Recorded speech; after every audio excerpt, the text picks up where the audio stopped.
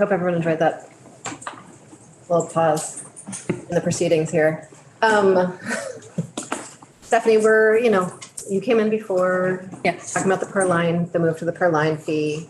Wondered if you have sort of updated numbers you could share with us, or if you want to set any context around money gets here, the department's coming in after you. Yeah. So since you had me in last week, I was able to follow up with the fiscal agent for the state of Vermont about particularly issues around timing if you were going to change. And he was very helpful. And I know that the agent that also works for Maine responded yesterday to us with very helpful information about when you're thinking about making this change I'll just speak to timing first, and then I'll give you the brief updated numbers. And Hunter has actually updated them today as well. So you can go into more detail. Behind you. Okay, there he is. But a timing change could probably be implemented with three months of notice, but it would be better to do 6 months of notice. So it would be probably possible to implement a change in the funding source October 1st, but it would be better to do it as a January 1st change, given the carriers and payers. Some are quarterly payers, some are annual payers. It does require change at the fiscal agent notifications and things like that. So when you're thinking about how much different amount of money you might raise in this change, if you were doing it, you'd probably be doing it on a half year for the first year, and then it'd be fully annualized the next year out. Just keep that in mind when you're thinking it through. And then in terms of the estimates on the fee itself, we had the report from last January 2022, and at that 70 cent per line level, that was the report indicated that would generate about $7.45 million. And the most recent updated numbers from the FCC would, at that same 70 cent per line level, it would be a little bit higher. It would be about 7.65, about $200,000 higher. But the most important thing about coming up with an estimate is whether or not that's based on the given number of lines, or the number of lines known right now. If you are going to have exemptions or limits, then that starts to change the estimate. And so as you're developing your policy here, if you identify what direction you might going on that in terms of limiting the number of lines, et cetera, that would be impacting the estimate of what we would come up with for the total revenue for the new revenue, an alternate revenue source. Oh, and can you identify yourself for the record? Oh, this is Stephanie Barrett from the Joint Fiscal Office. Sorry. It's just, I hear you and sympathize with the implementation and notice issues. But if he waited till January 1, would that not result in only 5 months worth of submissions? So you would continue to assess the tax that's taxed now, the 2.4%. Yeah. And the change would be effective January 1. And so the difference between what you're collecting now under the 2.4% versus what you collect under what you land on in a new structure, a per line fee, that differential, if you were, right now we are getting in around $5 million on the 2.4%. If you ended up at 70 cents per line, the difference between that would be, what you would only have for half a year, and then you would be. But you would get full 6 months, not because it's a month behind? Well, you might, the quarterly payments, so it may be. Oh, okay. If it's quarterly, then Yeah, I so get it. maybe Hunter can speak better to that, but it could be only a quarter of the change for the first year. And so those are considerations as you work it through in terms of the timing. And then in terms of is it called a waterfall, the way it's set up, or? What we were just talking about is the revenue into the fund. Yes. And then the revenue, how you spend the money that's in the fund. Yes. That waterfall of who, Yes. what it gets spent on, broadband board, the programs, the relay services, et cetera. and E911, which is where the gap falls because they're at the bottom of the waterfall. And so far, when you look at the estimates for us doing the switch, is that enough to close the gap? That looks like enough to close the gap. It looks like enough to close the gap, plus continue to have the E911 start again to put an annual amount away toward their equipment needs, which is what that $800,000 amount that you had to put in the budget extra, because they weren't able to fund that as they normally have in the past. Assuming that that the number of lines stays steady, I think you still want to have a conversation about whether or not the department could adjust the rate up to you could set a ceiling or something like that so that you can accommodate over time without having to, because costs and programs that are supported do go up. So. Yes, I'd like, if it's feasible, two things to enable us to have 2 full quarters. So if that means starting December 1st and then you get actually 2 full quarters. Yep. And the second is, I suspect Commissioner Tierney would be able to tell us what other states who have line charges. And she's up next. Yeah, whether 25 is a good cap for schools, and you remember the documentation that a lot of states just cap it at 25 no matter.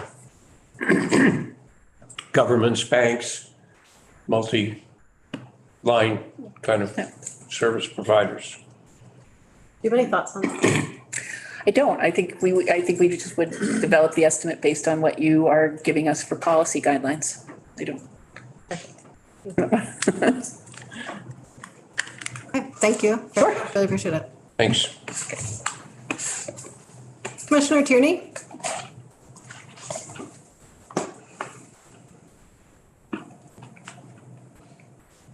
Welcome. I don't think you've joined us in here this year.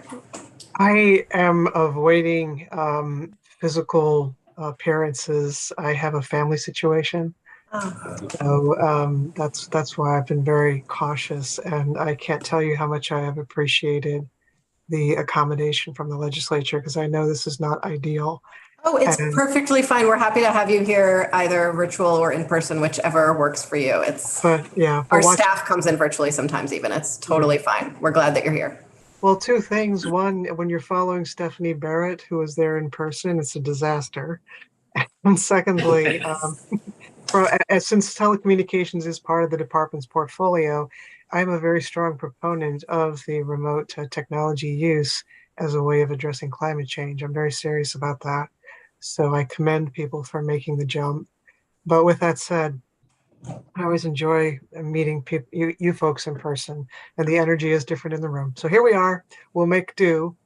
And listening to Stephanie just now, I realized that I don't have a very good feel for how I can be helpful to the committee, because you've already heard so much of what you need to hear from Stephanie.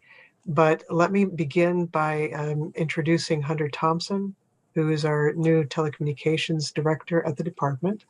I'm delighted to be able to present him to you, because he's been helping Stephanie and he's very engaged on this policy, and we are here to help. I hope you will accept the constraints under which I can help, because the governor does have a position on the question, as I think you're aware, and I don't know that it necessarily is imposing a per line charge. In other words, changing the methodology is a fair question, but the governor's view has been that E911 funding should transfer to the general fund. So with that said, Madam Chair, I had prepared an overview of slides, but I'm not sure that the committee needs to hear that. It would have walked you through the VOSF program and the statute to it, and the revenues that have been coming in and how those revenues are used, and then a little more background that the committee has heard over the years that implicate E911 questions. If we go that route, I would ask Hunter to present those slides, and then we would talk to you about the connection method, but it sounds to me like the committee already understands what it is, and so it might be more productive to just jump to your questions about it. What is your preference? In flipping through the presentation, I think we've covered most of it through Stephanie already. So I'm sorry to take your thunder. Not at all. Mr. Not at all. Thompson, it's very nice to meet you. Welcome to the committee. Very glad you're here. Welcome to the Department of Public Service as well. Big shoes to fill, Clay's shoes there. So yeah, I think it might be helpful. I have some questions. I imagine other members of the committee have some questions. If there's anything you want to share with us before we jump in, though, you're welcome to. I don't think so. I think we should just get right to it. There's maybe one observation I would make, and that is that if you looked at slide 8, you see that I referenced 3 different studies. And I did that because I know it can be confusing to pick up all the threads about the conversations around E911 over the years, PEG funding over the years, and also the personal telephone property tax and its relevance. And all I wanted to do in putting those studies all in one place was to point out that those questions all get at this area of public policy, but they don't squarely tee up a given problem. And so the art is to define what problem it is that this committee wants to solve. So if you simply want to solve how to make sure that E911 is on good funding status, that's a good question. And the connection charge methodology is one piece of the question, but it doesn't get at these other things that have also concerned us over the years, such as PEG funding and cell service. So with that said, let's have your questions.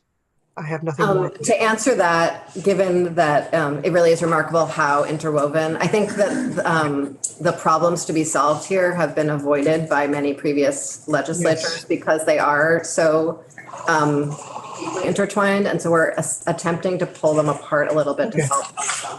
And so the way I've been thinking about the solving of them is that the E911 fund shortage is just sort of a very clear, discrete problem. Certainly, as dispatch becomes a larger conversation with solutions, perhaps E911 will get rolled into that solution.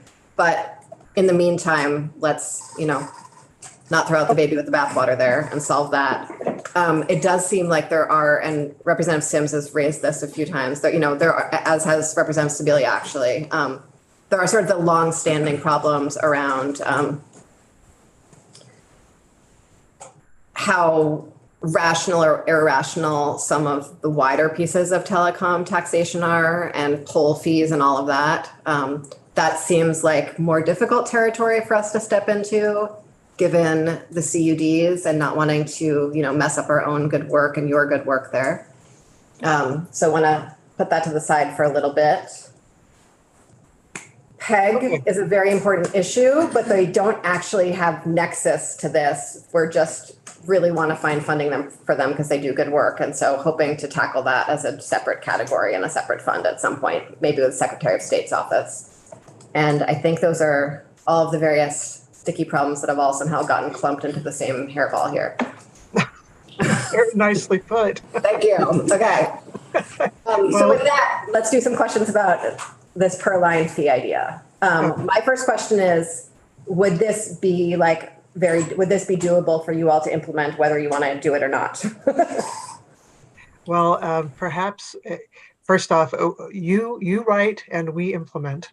Okay. So let's be very clear about that. We are always willing and able to implement. Yes, it can be done, and it is good that we have a seasoned contractor who does the accounting in the fund, and they have experience with transitions from other states, as I just heard Stephanie explaining to you. I do think that I would underscore that it is very well advised to take their caution seriously about the timing of implementation. I can understand the considerations that were raised by some of your committee members, but we have heard very strongly from Solix that, based at least on the experience that other states have had in implementing the per line charge, when creating a sufficient runway to do it cleanly it may cause a little bit of pain in the short run, but it's advisable. It's better to do it that way. And Stephanie said 6 months. Is that the timing that you were thinking about? Hunter, I know you reached out to Maine to discuss. Not sure they've gotten back to you. Can you answer that question? Maine has not gotten back to me, but I've talked to the administrator of the main fund, the Solix administrator.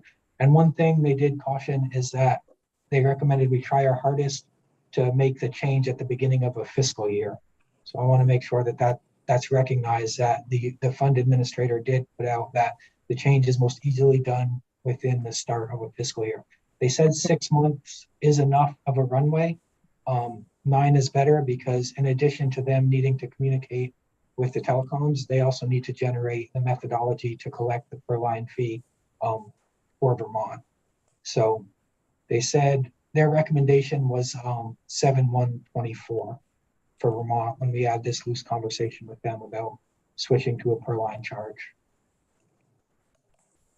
Okay, thanks. Yeah. And that seems to allow us to get 2 full quarters in the FY, the way I'm counting. But what I'd like to ask, you may have heard, one of the FYI thoughts about this, put a cap on the number of lines for which fees are due.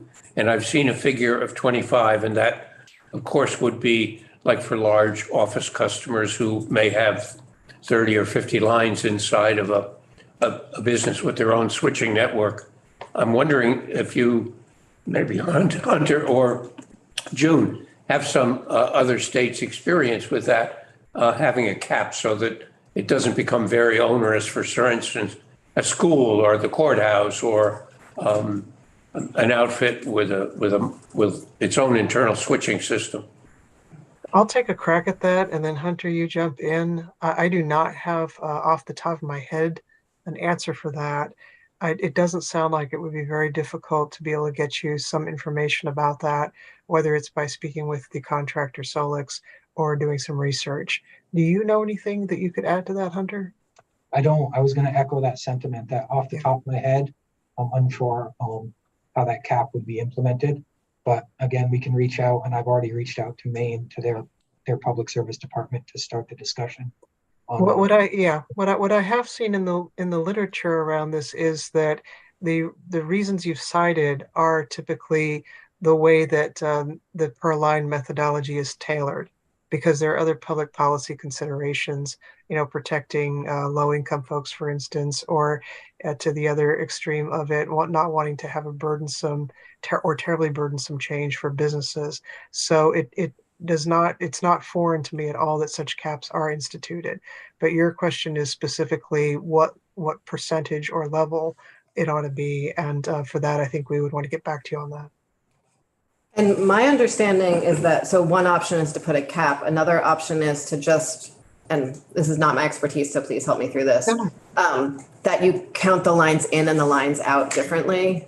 Yes, that is correct. One of them is lower, and we could just, which one is the one that's usually lower? The lines. How do you mean? So for like a big call center, there's only a certain number of lines in, but lots of, or the opposite. Please, I'm struggling terribly, save me. What? There's more lines out than in. So if you're in a big call center, it's not uncommon for the CSRs to be able to dial the phone and reach out, but it's also very common for them not to have a DID or a direct inward dial phone number. So there's more lines going out than in most often in these big organizations. And so we could just set it on just lines in rather than putting a line cap, and that might be sort of a cleaner way of differentiating it than picking an arbitrary number that someone will then argue with in the future. And you yes, we would definitely not advise you to pick an arbitrary number. Okay, great. But we can do some spade work to find out for you what some of the comparative numbers are. I think somebody was about to ask a question. You may have heard for the Joint Fiscal Committee to give us an estimate as to what this conversion would yield. We really need to know whether there are caps on numbers of lines in or out, or however we decide to go. Otherwise, the estimate will be imperfect. Quite so, although I would observe, and Hunter, please jump in if you think I'm saying something wrong. The data that you've had so far, and by that I mean the data that was provided in the January 2022 report from the administration, and then the data that Stephanie has shared with you, and that well, actually may have been the data, I'm not sure. Then I know Hunter has also updated the data. In all of those cases, the numbers we were looking at based on the FCC filings did not tell us about caps. It just told us about, in gross, the lines and the kind of carrier whose lines was being counted. And with those numbers alone, you're doing better with revenue into the fund than we are with the 2.4% for our needs, but it's not a massive margin that's building. And so when you start introducing caps, you're probably going to push those revenue numbers down. Exactly. Yeah, we would have to reach out to the telcos based on some potential caps you guys gave us, and then we could run some new numbers to figure out what the revenue would be. But as June said, the numbers that we've been going off are just line connections, so they're not representative if you put, the potentially 25 line cap or do some other methodology where you only do inward bound numbers. And to that, I would add that this is one of the reasons why the administration's position has been that the function of E911 and the funding of it should simply be moved into the general fund, because I appreciate that Stephanie was projecting that this would be sounder fiscal footing for E911, and I agree with her on that.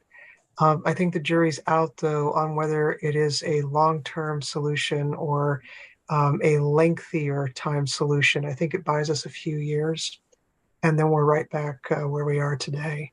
So that's just something to keep in mind. And if it were any other kind of service, I might not be emphasizing the administration's position quite so forcefully, but you just can't mess with E911. And we've been lucky that we've gotten as far down the road as we have to date, but it hasn't been pretty, and I think we can do better. Representative Sims.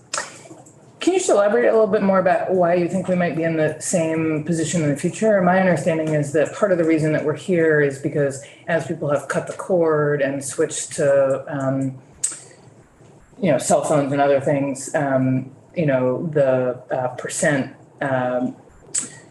generated by the USF charge has declined because less and less of the service is considered voice, but that the number of voice lines in Vermont is actually pretty stable and consistent. And so I guess my assumption would be that this would actually be creating a rather stable revenue source to cover E911. Yeah, as I said, I think it is more stable, and it buys us some time. Your description is, I think, accurate, generally speaking. But what I've observed is that the industry evolves, and it evolves often in ways that regulators are cognizant of in a lag, or for always catching up.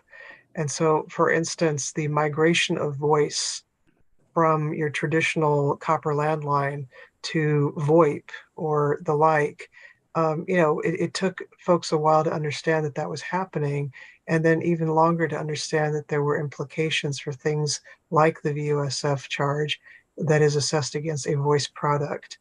The dispute in federal court land as to whether a VoIP, for instance, is in fact a voice telecommunication service or really essentially a data service that happens to have a voice indices is ongoing. So, that eventually, hopefully, will be resolved, but it isn't yet. But it's what we call litigation risk that's out there.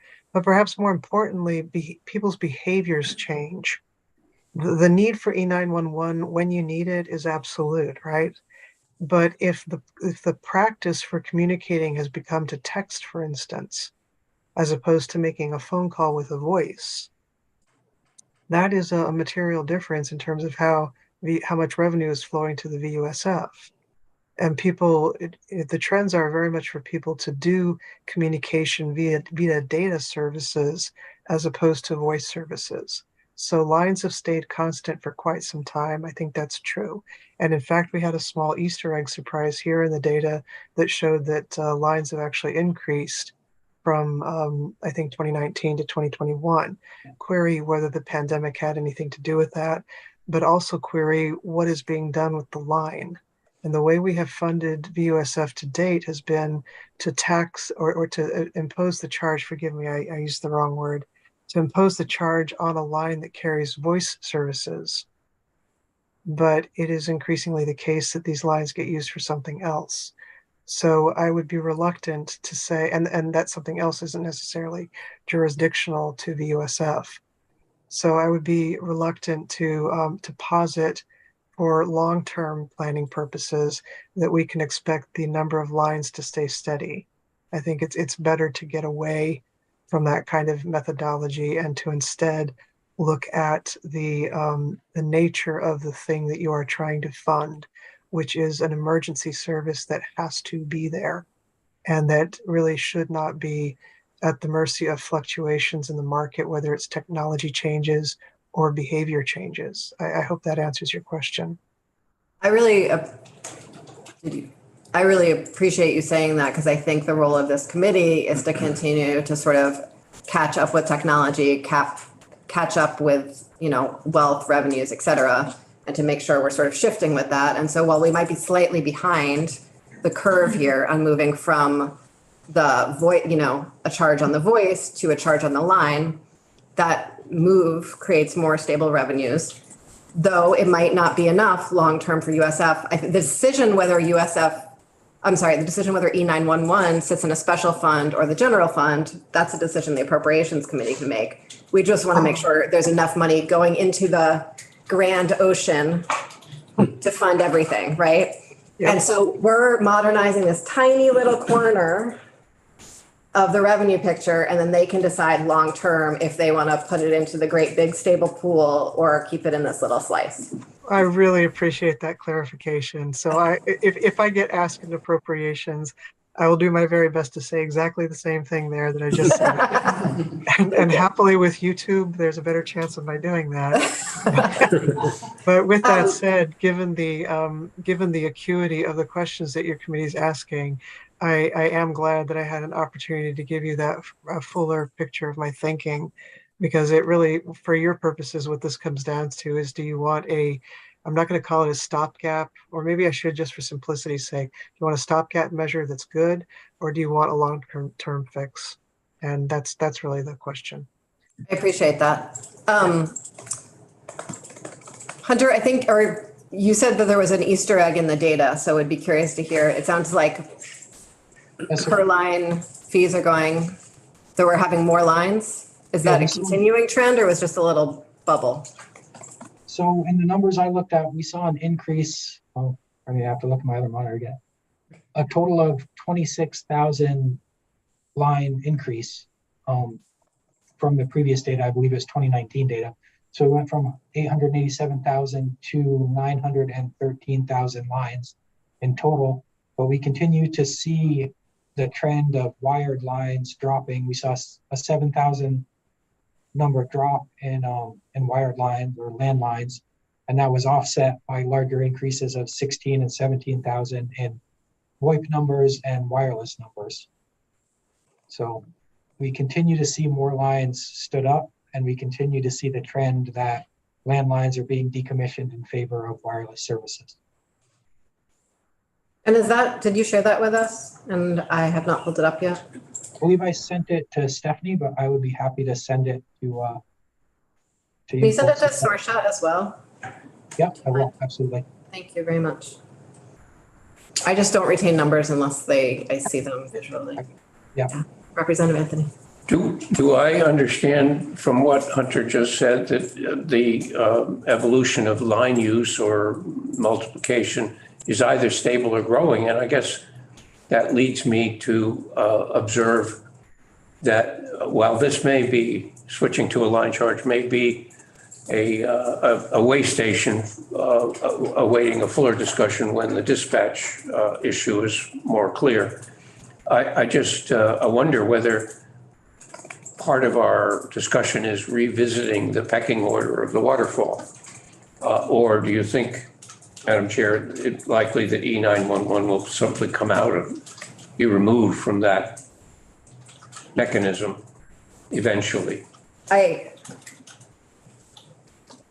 Okay. I don't want to speak to what's going to happen here in this building eventually. That's okay.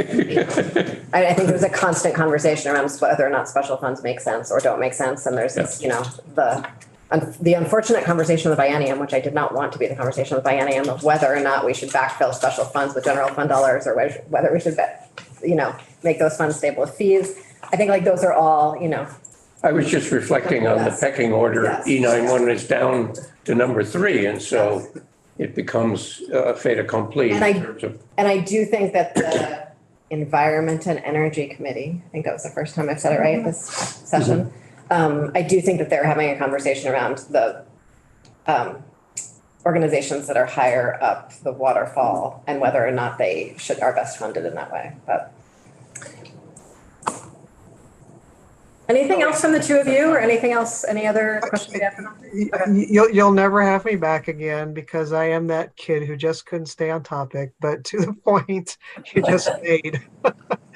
I actually, this is why I teed up the slide 8 with the different strands and posed those questions, because that's how people come at the issue here.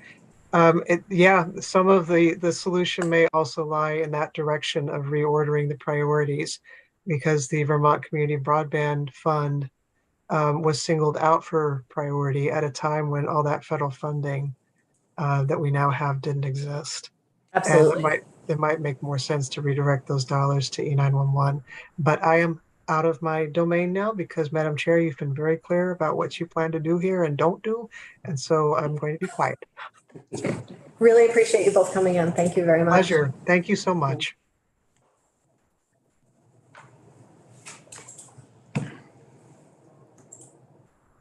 Hello, Scott.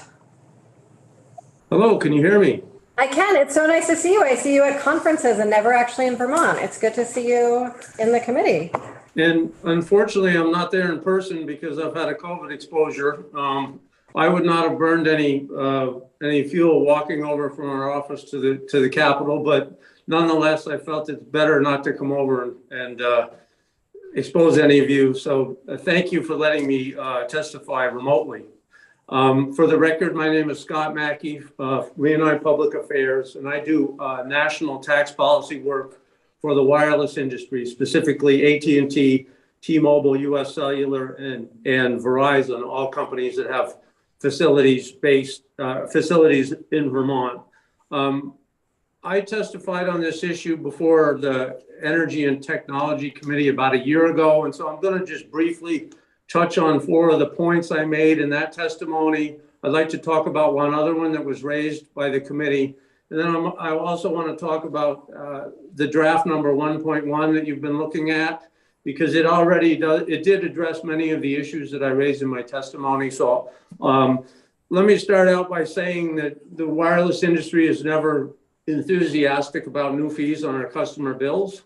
And so, obviously, if we had our druthers, what the governor is proposing in terms of finding the money from the general fund would be our preferred route.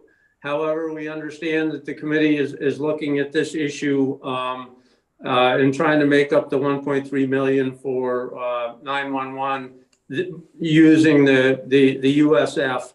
And so I guess the second point was for reasons I'll get to in a minute, from the wireless side, if you need to raise some additional money, our preferred route would be to just stay with the existing structure and just raise the rate of the fee, notwithstanding some of the issues. If you're trying to raise $1.3 million, you could raise the USF from 2.4 to 3% to get that money that you need.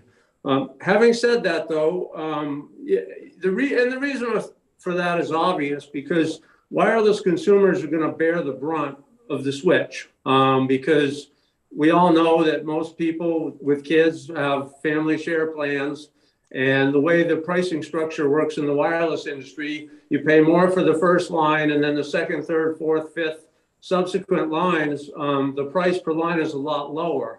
So obviously, under percentage of taxable voice service method, those third, fourth, fifth lines in a family share plan are paying less. And if you switch to a flat per line charge, then wireless consumers are going to be paying four plus charges on their monthly bills.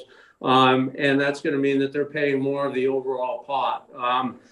So, that regressivity is an issue, particularly for some of the low and moderate income families. So that's why our preference would be, rather than shifting more of the burden to wireless, to just basically raise the rate. Now, having said that, that's sort of the policy issue that you all are going to wrestle with. But I want to also focus on some of the administrative issues in terms of, because we collect this money for you from our customers and remit it to the fiscal agent. The first issue I raised in my testimony, it was a request that you leave prepaid wireless as a percentage, just because we don't want all the retailers throughout Vermont to have to switch their systems. And the draft that you're looking at did actually do that and accommodate that request. So we think that's a good thing if you're going to go this route, to keep prepaid the way it is. We also asked for time to implement, and I think we would agree with Stephanie's comments. We would need some time to switch over our systems to be able to make sure that there's no hiccups in terms of switching over. At a minimum, October 1, we'd like to see January 1. And if possible, it's just because so many of the companies that keep track of all the rates and update the systems, they generally do it on a calendar quarter basis. So if either October 1 or January 1 would be preferable to pick in another month. That's not to say we can't do it. It would just sort of ease the administrative burden. The other issue, and this was one that the commissioner raised, we think that the rate should be set by the legislature. We're not real fond of just saying, you can set it at whatever you want up to a cap, just because we think that means there's more likely to be more changes and more administrative costs. And it is a tax or fee on customers. And our feeling is it should be subject to your review and not just delegated to an executive branch agency. So we like the fact that in your bill now you do go ahead and set the rate. And the last issue in my testimony, and I think it might be an oversight here, because I noticed in the introduction to the bill up in italics where it talks about the purpose of the draft, it does say replace the 2.4% with a flat 70-cent monthly connection charge for voice lines and service.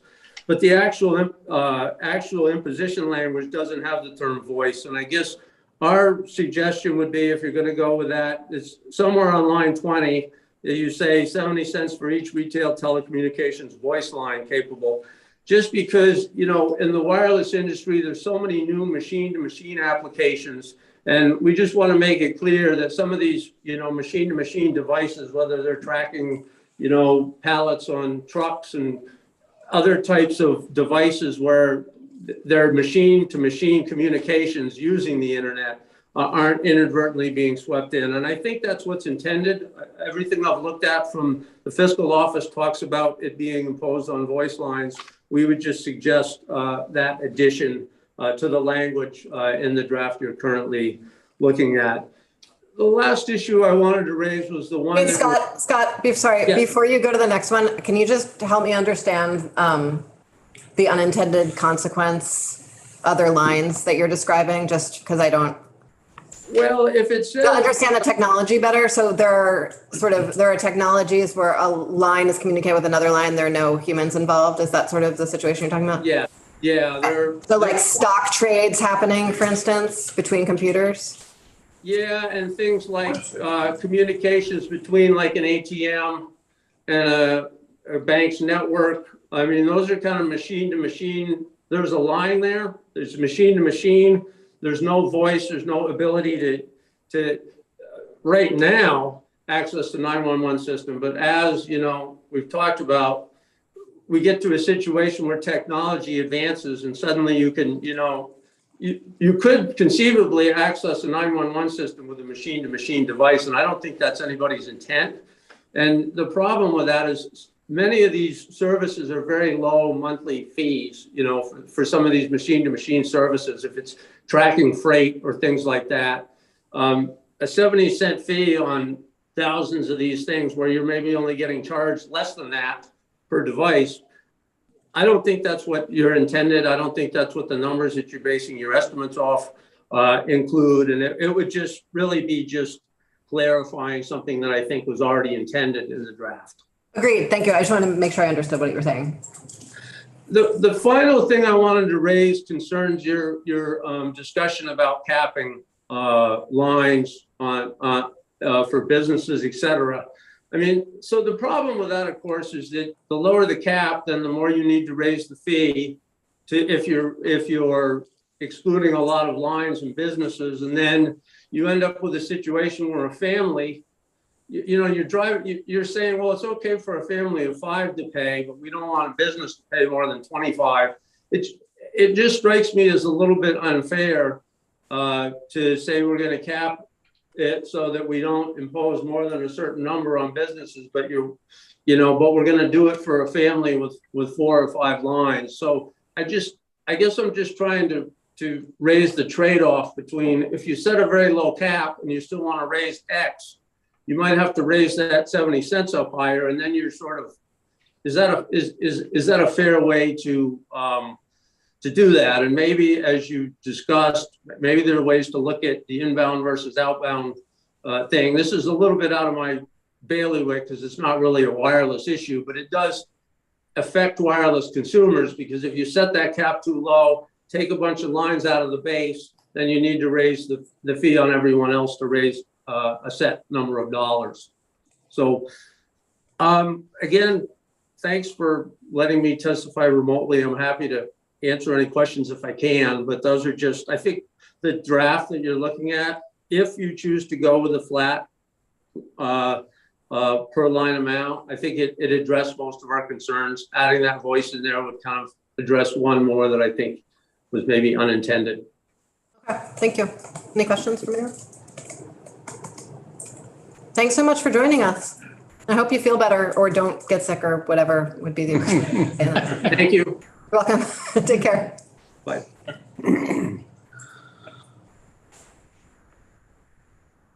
Okay, so we have this fairly straightforward language in front of us. I heard pretty broad consensus on the January 1st.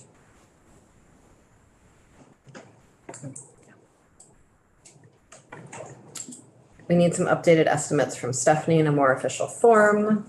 I'm happy to add that word voice to clarify with Maria.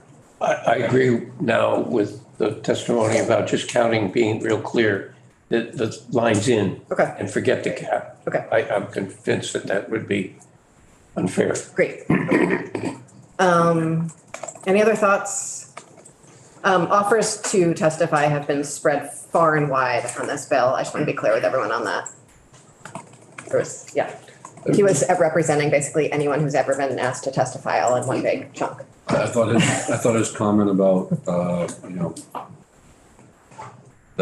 asking a family of 5 to pay for 5 lines and then not asking a business that had 50 lines to pay it. So that was an interesting comment.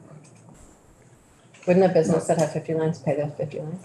Well, not with, if we have 25. For not. Oh, the cap, yes, absolutely. That was an interesting, that was an interesting comment.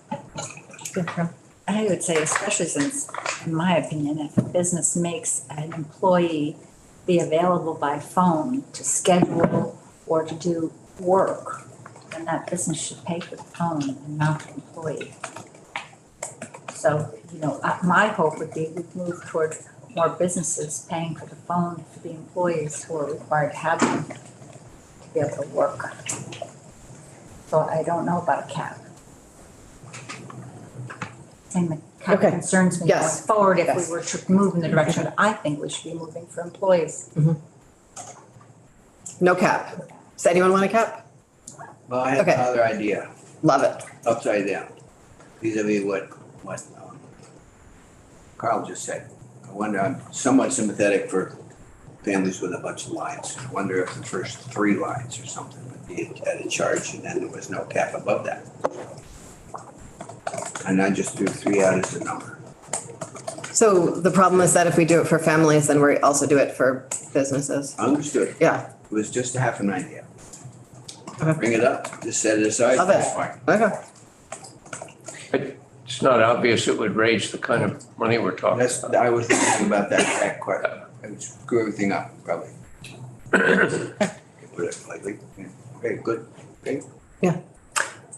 Again, just sort of like circling back to where we started, having served on energy and technology last year when this issue kind of came in front of our radar at the end of the session, and it was something we wanted to look at and didn't really have time to dig into. I'm really glad that we're at this point where we're looking at what seems like a pretty straightforward change to help stabilize revenue to a fund that provides a really essential service, so that if you call for help, there's someone who can answer the phone. So I feel really good about the language where we are and like the clarification around voices. Voice lines.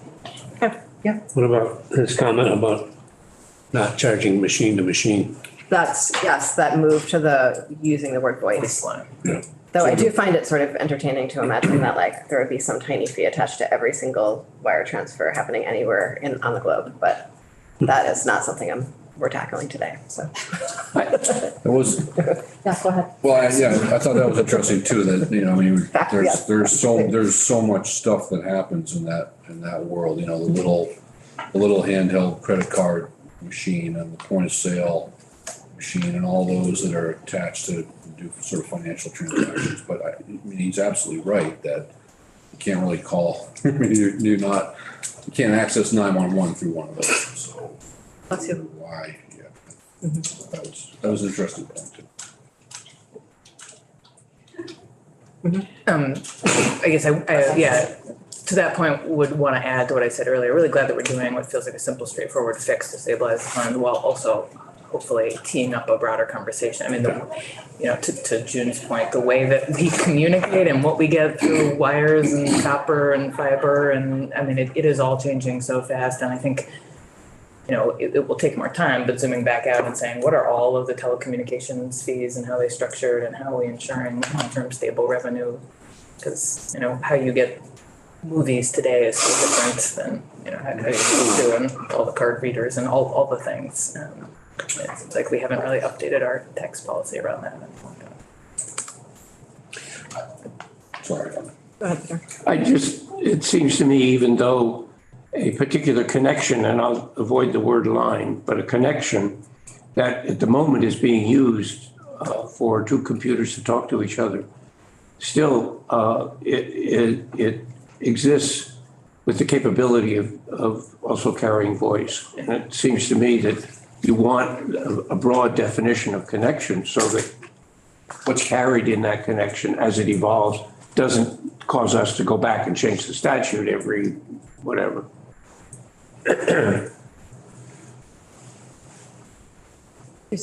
Yeah, I mean, it may be that changes over time, but I know that for example, right now, and this is just an example from where I live, which is a rural community, and we have kind of our local, we have two lines coming into the house. One is a copper voice line, the other is a data line that is carrying internet. And of course, we can access with a phone, you can get on the Wi-Fi and make a 911 call, and that's all you can do with this where I live because there is no cell service, right? But still, I'm paying a line charge on the phone already. So that makes sense to me. I think that's, but the point, Representative Simmons' point is well taken. I mean, who knows what this is going to look like 10 years from now? Things are changing so fast, but stabilizing the fund now so that we have these services seems like that's the task at hand. Yeah, no, this is about funding E911 where you call, but there are all the other, telephone tax and the poll tax, I mean, so many other ones that all are part of this space that deserve a lot more investigation. The folks who have been on Ways and Means for a while, do you remember the last time sort of that area of tax policy was dredged up and combed over? I remember voting yes on a USF increase in 2017. I don't remember when, just so we took it up and did something. Yeah. But the rest of it, like the pole connection stuff and the Telephone tax, personal property tax, yeah, That. telephone personal property tax. Okay. the right-of-way fee, the public service connection fee. Okay. There's a whole bunch of, like. Okay, and you, Jim, you don't even remember, and Carolyn, you don't remember? when. Okay, great, okay. Some of the more. That language came up when we were on Zoom. We didn't talk about. Yeah, You know. and we went through that report, I think, Yeah, when we were yeah. in pandemic times, yeah. Okay, great. Can someone give us a primer on all those things? Sure, we can try to find someone to give us a primer on those things. That sounds good. Council, maybe? Maria. Okay, We don't get to see Maria. we don't get to see Maria enough. She's fantastic. Okay, thanks, everyone. We're gonna be done for the day now. Christ. Done for this kind of work. for the day. We're meeting tomorrow morning though, right? We are here tomorrow at 9. We're gonna, and please, we're gonna go through 3 of our colleagues' bills, so it's nice to